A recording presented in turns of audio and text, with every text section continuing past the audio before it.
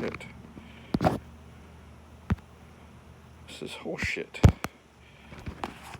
Rotation's locked. I don't know.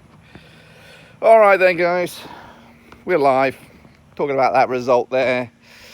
2-1 loss to Hull City at Ewood Park. Not great. In fact, let's take a seat. Just in case I lose signal here. Yeah, mission impossible for Blackburn Rovers today after going down to 10 men early bloody doors.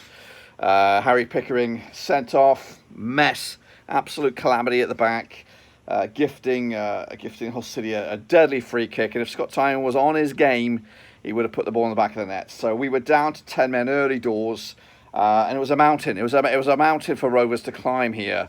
But we held our own. I've got to give us a little bit of credit here. Of course, when we got into that scenario, there was realistically only going to be one winner in this match, and that was going to be Hull City. But we made them work for it, definitely. We made them work for it as we actually took the lead. We'll talk about that shortly.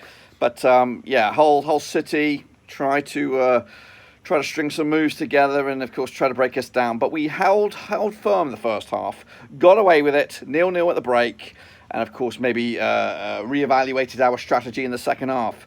But the second half came, some changes made, of course. We took off the likes of Smodic, we took off Leonard, of course. Dolan was brought on early doors to replace, was replaced by Britton, of course, to make our defensive cover a little bit more secure, which was a fine move. And of course, it does actually show the versatility of Callum Britton playing at left back for the majority of that match. So you know, he operated quite well, and will probably start next week against Watford. But the changes were needed. They warranted. Everyone was throwing themselves at it. Kitchen sink job from Blackburn Rovers.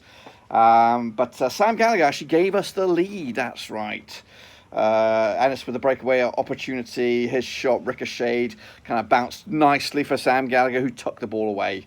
And if you haven't seen that goal, go over to my Twitter. You can see it now before, of course, we remove it, of course. So at that point, I thought, you know what, we've bloody FM these guys. We're absolutely daylight robbery here, because Hull were creating chances. They were pushing very, very hard. And they made their own changes as well by bringing on Aaron Connolly and Esteban to try and to change things up a little bit. And those changes again proved to be the difference maker. And we could look at it from that point of view. The subs changed this game.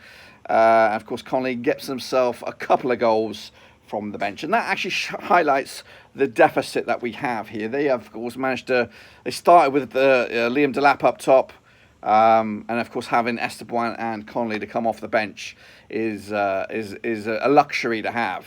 Rovers, on the flip side, we of course started realistically without a striker.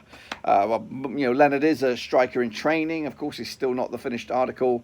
You know, Ennis is a wide man. Gallagher, I don't even know what Gallagher is, but he got himself a goal today. But we do need options, and we're a little bit light in that attacking department. And hopefully, this result here will reignite the transfer market for Rovers and bring in that missing ingredient, which of course is a recognised striker. And they're like rocking or shit, but Hull City have got three of them. They've got three strikers who will at least get double digits themselves this campaign. Of course, Delap will get goals. Connolly's now, I think, got 3 already for the season. Esteban last season was banging them in for fun. You know, and right here, right now, we're pinning our hopes on the Smodiches of the world, maybe even the Tyrese Dolans of the world to get goals. So we're gonna need that reinforcements, and hopefully JDT gets what he's asking for. And again, it is mission impossible trying to find that striker and trying to find it for cheap. But we've been screaming out for one for years. I just don't know. I don't think it will happen.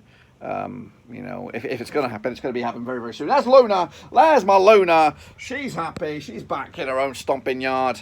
Yeah, this one's going to be I wouldn't say a bitter pill to take, because, you know, 10 men. We were 10 men.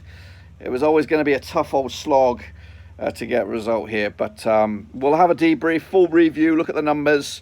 Travis played out of his skin. Who else played out of his skin? I thought Gallagher did well to get the goal. He's up and running at the very least. So that's one positive we can get from this game.